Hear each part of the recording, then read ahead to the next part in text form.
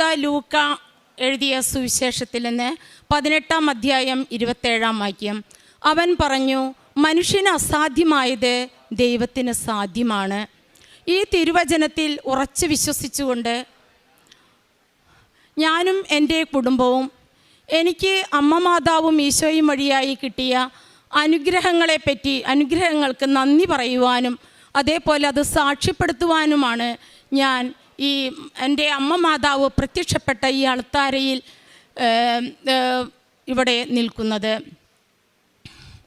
അമ്മ മാതാവിനും ഈശോയ്ക്കും ഒരുപാട് നന്ദി പറഞ്ഞുകൊണ്ട് ഞാൻ എൻ്റെ സാക്ഷ്യം തുടങ്ങട്ടെ.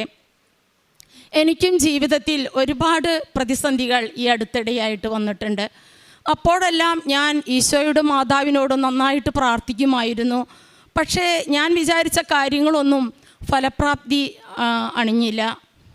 അപ്പോൾ ആ അവസരത്തിലാണ് ഞാൻ കൃപാസന മാതാവിനെക്കുറിച്ച് അറിയുന്നതും മാതാവിൻ്റെ ഉടമ്പടിയെക്കുറിച്ച് അറിയുന്നതും.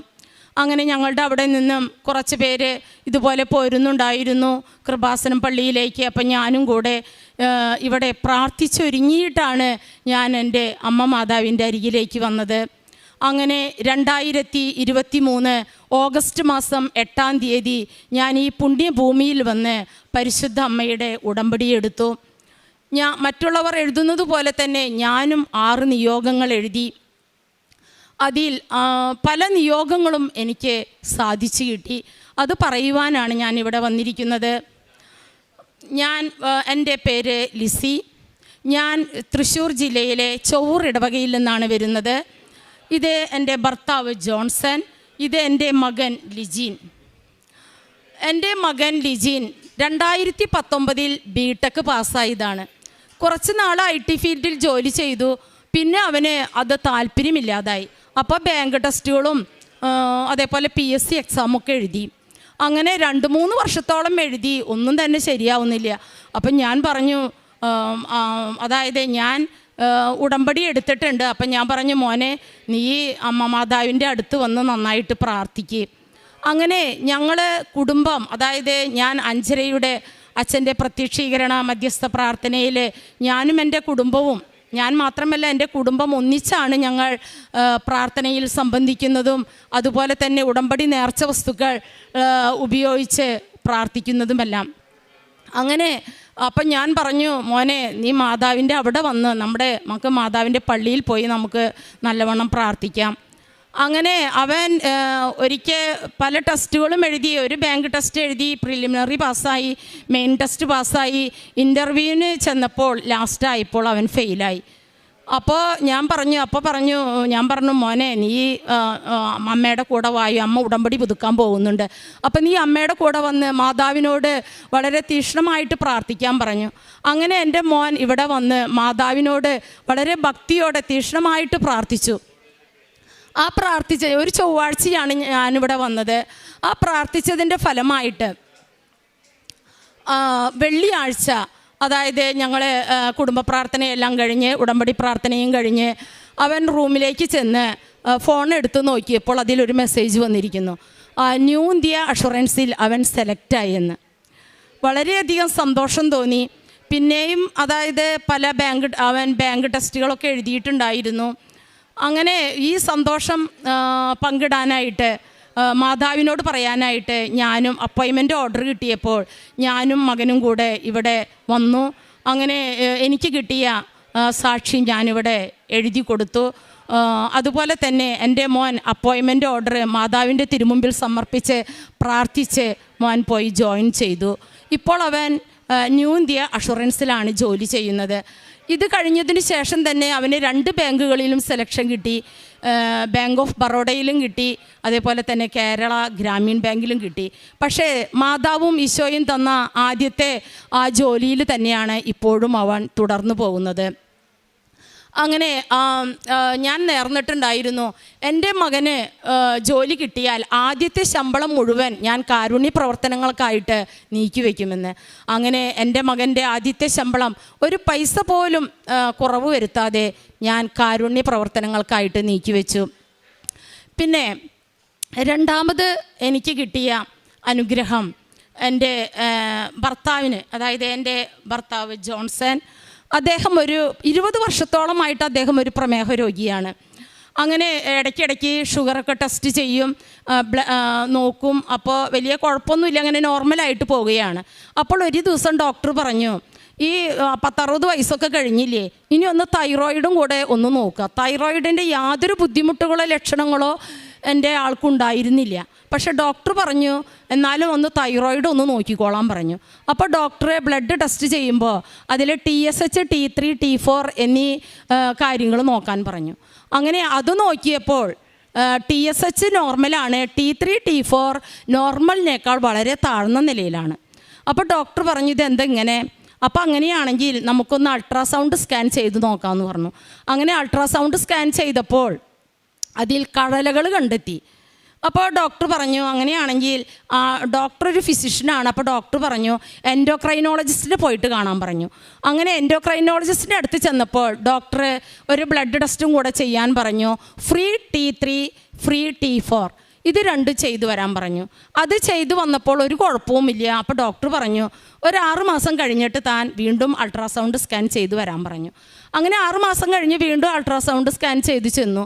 അപ്പോൾ അതിൽ നോക്കിയപ്പോൾ ആദ്യം ഉണ്ടായിരുന്നതിനേക്കാൾ കൂടുതൽ കടലകൾ കണ്ടെത്തി. അപ്പോൾ ഡോക്ടർ പറഞ്ഞു ഇത് ശരിയാവില്ലല്ലോ, അപ്പോൾ നമുക്കൊന്ന് FNAC ചെയ്ത് നോക്കാം, കടലകളിൽ നിന്ന് കുത്തിയെടുത്ത് പരിശോധിക്കാം. അങ്ങനെ കടലകളിൽ നിന്ന് കുത്തിയെടുത്ത് പരിശോധന നടത്തി. ഈ സമയമെല്ലാം ഞങ്ങൾ ഉടമ്പടി നേർച്ച വസ്തുക്കൾ ഉപയോഗിച്ച് വളരെ ഭക്തിയോടെ വിശ്വാസത്തോടു കൂടെ തീക്ഷ്ണമായി അമ്മ മാതാവിനോടും ഈശോയോടും ഞങ്ങൾ പ്രാർത്ഥിച്ചു കൊണ്ടിരിക്കുകയായിരുന്നു. അങ്ങനെ റിസൾട്ട് വന്നപ്പോൾ തൈറോയിഡ് ക്യാൻസറാണ്. അങ്ങനെ ഞങ്ങളാകെ തകർന്നു പോയി. അമ്മ മാതാവിനോട് ഈശോയോട് ഞങ്ങൾ വളരെ തീക്ഷ്ണമായിട്ട് ഞങ്ങൾ പ്രാർത്ഥിച്ചു. അപ്പോൾ ഡോക്ടർ പറഞ്ഞു എന്ത് തന്നെയായാലും ഇത് എത്രയും വേഗം ഇത് റിമൂവ് ചെയ്ത് കളയണം. അങ്ങനെ ഞങ്ങൾ ഡേറ്റ് എടുത്തു, ഞങ്ങൾ സർജറി ചെയ്തു. അങ്ങനെ അതിന് ശേഷം ഡോക്ടർ പറഞ്ഞു ബയോപ്സിക്ക് അയക്കാമെന്ന് പറഞ്ഞ് ബയോപ്സിക്ക് അയച്ചു. അങ്ങനെ 10 ദിവസം കഴിഞ്ഞ് ഞങ്ങളോട് റിസൾട്ട് വാങ്ങാൻ പറഞ്ഞു. അങ്ങനെ 10 ദിവസം കഴിഞ്ഞ് ഞങ്ങൾ റിസൾട്ട് വാങ്ങാൻ പോകുന്ന അന്ന് വിശുദ്ധ കുർബാനയിൽ സംബന്ധിച്ച് ജപമാല ചൊല്ലി, മാതാവിൻ്റെ പ്രത്യക്ഷീകരണ മധ്യസ്ഥ പ്രാർത്ഥന ചൊല്ലി, ഉടമ്പടി തൈലം പൂശി, അങ്ങനെ ഉടമ്പടി വസ്തുക്കളെല്ലാം ഉപയോഗിച്ചുകൊണ്ടാണ് ഞങ്ങൾ റിസൾട്ട് വാങ്ങാൻ പോയത്. അവിടെ ചെന്ന് ഡോക്ടർ റിസൾട്ട് നോക്കിയപ്പോൾ ഡോക്ടർ പറഞ്ഞു മോനെ നീ ഒന്നുകൊണ്ടും പേടിക്കേണ്ട, നിൻ്റെ ശരീരത്തിൽ ഇപ്പം ക്യാൻസറിൻ്റെ ഒരു സെല്ലുകളുമില്ല, നീ സുഖമായിട്ടിരിക്കുന്നു. അതുപോലെ തന്നെ ഇനി ഇടയ്ക്കിടയ്ക്ക് ഫോളോ അപ്പ് നടത്തിയാൽ മതി. ഇത്ര വലിയ അനുഗ്രഹം തന്ന അമ്മ മാതാവിനും ഈശോയ്ക്കും ഞാൻ കോടാനുകോടി നന്ദി പറയുന്നു. പിന്നെ അടുത്തതായിട്ട് 5 വർഷത്തോളമായി എനിക്ക് ഭയങ്കര മുട്ടുവേദനയായിരുന്നു. അപ്പോൾ പള്ളിയിൽ പോയിട്ട് മുട്ടുകുത്താനൊന്നും എനിക്ക് സാധിക്കുമായിരുന്നില്ല. അതേപോലെ കുടുംബ പ്രാർത്ഥനയിലൊന്നും മുട്ടുകുത്തി നിന്ന് പ്രാർത്ഥിക്കാൻ പറ്റില്ല. ഡോക്ടർ പറഞ്ഞു അസ്ഥി തേയ്മാനമാണ്, മുട്ടുകുത്തരുത്, ഒരിക്കലും മുട്ടുകുത്തരുതെന്ന് പറഞ്ഞു. അങ്ങനെ ഞാൻ ഉടമ്പടി എടുത്ത് 2ാമത്തെ ഉടമ്പടി പുതുക്കലിന് ശേഷം ഞാൻ പതിയെ ഒന്ന് മുട്ടുകുത്താൻ തുടങ്ങി. അപ്പോൾ എനിക്ക് വേദനയുണ്ട്, എങ്കിലും മാതാവിൽ വിശ്വസിച്ച് ഈശോയിൽ വിശ്വസിച്ച് ഉടമ്പടി തൈലൊക്കെ പുരട്ടി ഞാൻ മുട്ടിന്മേൽ നിന്ന് തുടങ്ങി. ഇപ്പോൾ എനിക്ക് യാതൊരു പ്രയാസവും കൂടാതെ എത്ര മണിക്കൂർ വേണമെങ്കിലും മുട്ടിന്മേൽ നിന്ന് എനിക്ക് പ്രാർത്ഥിക്കാനായിട്ട് സാധിക്കും. എനിക്കിപ്പോൾ യാതൊരു മുട്ടുവേദനയുമില്ല. ഇത്ര വലിയ അനുഗ്രഹം തന്ന അമ്മ മാതാവിന് ഞാൻ നന്ദി പറയുന്നു. അതുപോലെ തന്നെ കൊറോണ കഴിഞ്ഞതിന് ശേഷം എനിക്ക് ഇടയ്ക്കിടയ്ക്ക് ജലദോഷം വരും. അതുപോലെ തന്നെ ചുമയും കഫക്കെട്ടും, പിന്നീട് അത് ശ്വാസമുട്ടായി മാറി. അപ്പോൾ ഡോക്ടറുടെ അടുത്ത് ചെന്നപ്പോൾ ഡോക്ടർ പറഞ്ഞു ഇൻഹെയിലർ ഉപയോഗിക്കണം, മരുന്നുകൾ ഉപയോഗിക്കണം എന്ന് പറഞ്ഞു. അങ്ങനെ ഞാൻ 1-2 വർഷത്തോളം ഞാൻ ഇൻഹെയിലറും മരുന്നൊക്കെ ഉപയോഗിച്ച്, അങ്ങനെ ഇതിനോടൊപ്പം തന്നെ മാതാവിൻ്റെ ഉടമ്പടി വസ്തുക്കളും ഞാൻ ഭക്തിപൂർവ്വം ഉപയോഗിക്കാറുണ്ടായിരുന്നു. അങ്ങനെ അവസാനം ഒരു ഡോക്ടറെ അടുത്ത് ചെന്നപ്പോൾ ഡോക്ടർ പറഞ്ഞു 1 വർഷം കൊണ്ട് ഞാൻ ഈ ആസ്മ മാറ്റി തരാമെന്ന് പറഞ്ഞു. അങ്ങനെ ഡോക്ടർ പറഞ്ഞു ഇൻഹെയിലർ ഉപയോഗിക്കണം എന്ന് പറഞ്ഞു. അങ്ങനെ ഞാൻ 1-2 പ്രാവശ്യം ഡോക്ടറുടെ അരികിൽ പോയി. 3ാമത്തെ പ്രാവശ്യം ഡോക്ടറുടെ അരികിൽ ചെന്ന് ഡോക്ടർ പരിശോധിച്ചപ്പോൾ ഡോക്ടർ പറഞ്ഞു ഇപ്പോൾ തനിക്ക് ഒരു കുഴപ്പമില്ലല്ലോ, ആസ്മയുടെ യാതൊരു ലക്ഷണങ്ങളും ഇപ്പോൾ തനിക്കില്ല, ഇനി താൻ മരുന്നും കഴിക്കണ്ട, ഇൻഹെയിലർ ഉപയോഗിക്കേണ്ട. അപ്പോൾ വളരെ സന്തോഷമായി. ഇത് അമ്മ മാതാവ് എനിക്ക് തന്ന വലിയ അനുഗ്രഹമാണെന്ന് ഞാൻ ഉറച്ചു വിശ്വസിക്കുന്നു. എൻ്റെ അമ്മ മാതാവിനും ഈശോയ്ക്കും ഞാൻ ഒരുപാട് നന്ദി പറയുന്നു.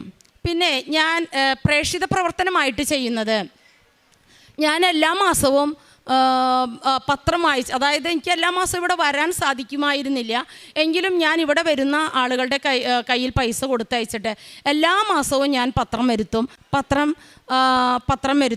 വരുത്തി ഞാൻ ഓരോ പത്രത്തിന്മേലും വിശുദ്ധ തൈലം കൊണ്ട് കുരിശ് വരച്ച് വിശ്വാസപ്രമാണം ചൊല്ലി, അതായത് ഇത് കിട്ടുന്ന മക്കൾക്ക് ഈശോയുടെയും മാതാവിൻ്റെയും അനുഗ്രഹം ലഭിക്കണമേ എന്ന് പ്രാർത്ഥിച്ചുകൊണ്ടാണ് ഞാൻ എൻ്റെ സമീപ പ്രദേശങ്ങളിലുള്ള എല്ലാ വീടുകളിലും കൊണ്ടുപോയി കൊടുക്കാറ്. അവരിതേപോലെ ഇവിടെ വന്ന് ഉടമ്പടി, അതായത് മാതാവിനോട് പ്രാർത്ഥിക്കുകയും ഉടമ്പടി എടുക്കുകയൊക്കെ ചെയ്തിട്ടുണ്ട്. അതുപോലെ തന്നെ അച്ഛൻ്റെ ഡെയിലി ബ്രെഡ്, അതേപോലെ അതേപോലെ തന്നെ ഉടമ്പടി ധ്യാനങ്ങൾ, ഇതൊക്കെ ഇതിലും ഒക്കെ കൃത്യമായിട്ട് ഞാൻ സംബന്ധിക്കുകയും അന്ന് തന്നെ ആ ചൊവ്വാഴ്ച ദിവസം തന്നെ ഞാൻ ഉപവാസം എടുത്ത് പ്രാർത്ഥിക്കുകയും ചെയ്യുമായിരുന്നു. ശരിക്കും അച്ഛൻ്റെ ആ ഉടമ്പടി ധ്യാനം ശരിക്കും ഒരു ആത്മീയ ഭക്ഷണമാണ് നമുക്ക്. അതായത് മാതാവ് വഴി ഈശോയെ കൂടുതൽ അറിയാനും ഈശ്വര വിശ്വാസത്തിൽ ആഴമായി വളരാനും അച്ഛൻ്റെ ഓരോ ഉടമ്പടി ധ്യാനവും നമ്മെ സഹായിക്കുന്നുണ്ട്. ഒരു ഉടമ്പടി ധ്യാനവും ഞാൻ മുടക്കാറില്ല. അതുപോലെ തന്നെ മാതാവിൻ്റെ ഉടമ്പടി സാക്ഷ്യങ്ങൾ ഞാൻ കേൾക്കുകയും, അതായത് എനിക്ക് വേദന വരുന്ന സമയങ്ങളിലെല്ലാം, മാനസികമായി വിഷമിക്കുന്ന സമയങ്ങളിലെല്ലാം, അതായത് സാക്ഷ്യം കേൾക്കുകയും അതുപോലെ തന്നെ അത് ഷെയർ ചെയ്യുകയും ചെയ്യാറുണ്ട്. എല്ലാ സാക്ഷ്യങ്ങളും ഞാൻ എൻ്റെ ഫ്രണ്ട്സിനും പല ഗ്രൂപ്പുകളിലേക്കും ഞാൻ ഷെയർ ചെയ്യാറുണ്ട്. പിന്നെ കാരുണ്യ പ്രവർത്തനങ്ങളായിട്ട് ഞാൻ ചെയ്യുന്നത്, ഞങ്ങളുടെ വരുമാനത്തിൻ്റെ ഒരു പങ്ക് ഞങ്ങൾ, അതായത് പാവപ്പെട്ട രോഗികൾക്കും അതേപോലെ ഞങ്ങളുടെ പരിസര പ്രദേശങ്ങളിൽ സാമ്പത്തികമായി പഠിക്കാൻ സാമ്പത്തികമായി ബുദ്ധിമുട്ട് അനുഭവിക്കുന്ന മക്കൾക്കും ഞാൻ കൊടുക്കാറുണ്ട്. എല്ലാ മാസവും ഞാൻ കൊടുക്കാറുണ്ട്. പിന്നെ ഞങ്ങളുടെ വീടിൻ്റെ അടുത്ത് ഒരു കിഡ്നി ഡാമേജ് ആയ ഒരു മകനുണ്ട്. ഷുഗർ മൂലം കാഴ്ചയും പോയി. അങ്ങനെയുള്ള മകൻ്റെ ഇപ്പോൾ സർജറി, ഇപ്പം അടുത്ത് അമ്മയുടെ കിഡ്നി മാറ്റിവെച്ച് സർജറി ഇപ്പോൾ കഴിഞ്ഞതേ ഉള്ളൂ. അപ്പോൾ ആ മകനെ കുറേ കാലമായിട്ട് ഞാൻ എന്നും എന്നെക്കൊണ്ടാവുന്ന ഒരു സഹായം എല്ലാ മാസവും ഞാൻ കൊടുക്കാറുണ്ട്. അതുപോലെ തന്നെ പാലിയേറ്റീവ് കെയറിൽ രോഗികളെ കാണാൻ പോകാറുണ്ട്, രോഗികൾക്ക് വേണ്ടി പ്രാർത്ഥിക്കാറുണ്ട്. അതുപോലെ തന്നെ മറ്റുള്ളവരോട് ക്ഷമിക്കാനും അതേപോലെ അവരോട് സൗമ്യമായി പെരുമാറാനുമെല്ലാം എനിക്ക് ഈ ഉടമ്പടി എടുത്തത് മൂലമാണ് എനിക്ക് സാധിച്ചത്.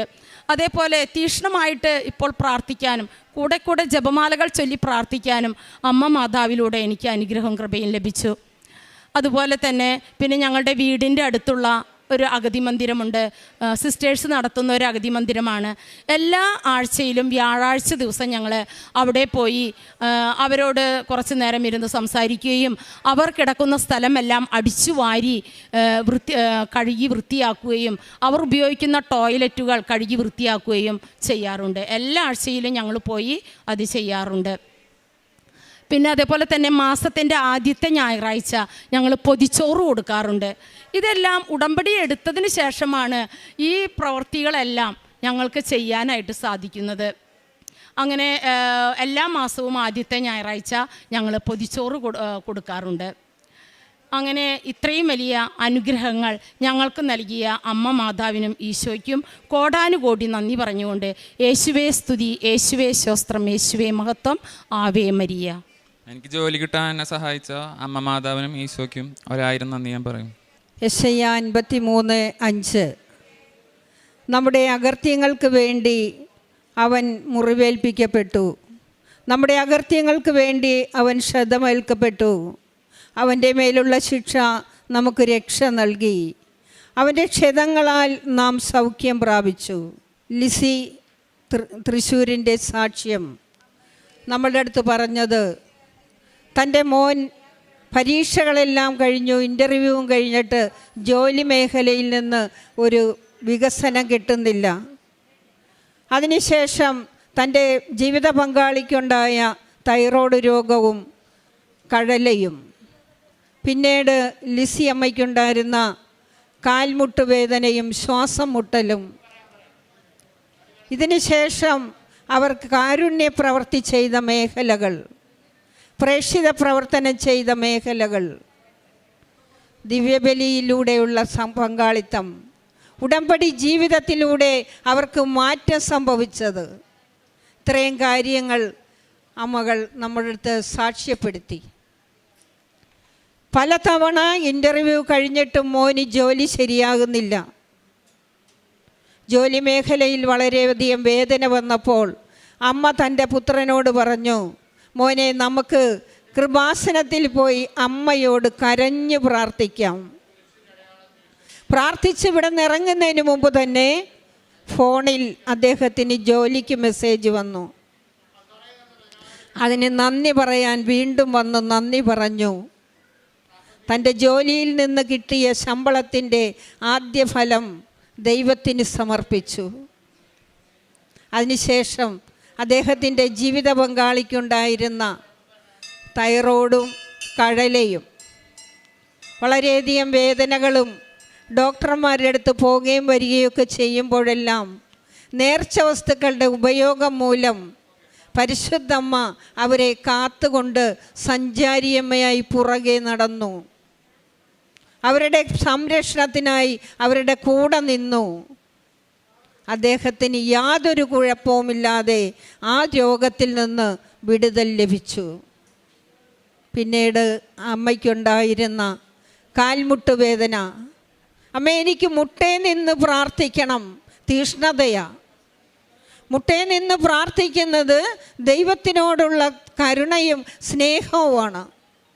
അമ്മ മാതാവിനോടുള്ള സ്നേഹവും കൊണ്ട് മുട്ടേ നിന്ന് പ്രാർത്ഥിക്കാനായി അമ്മയോട് ആവശ്യപ്പെടുകയാണ്.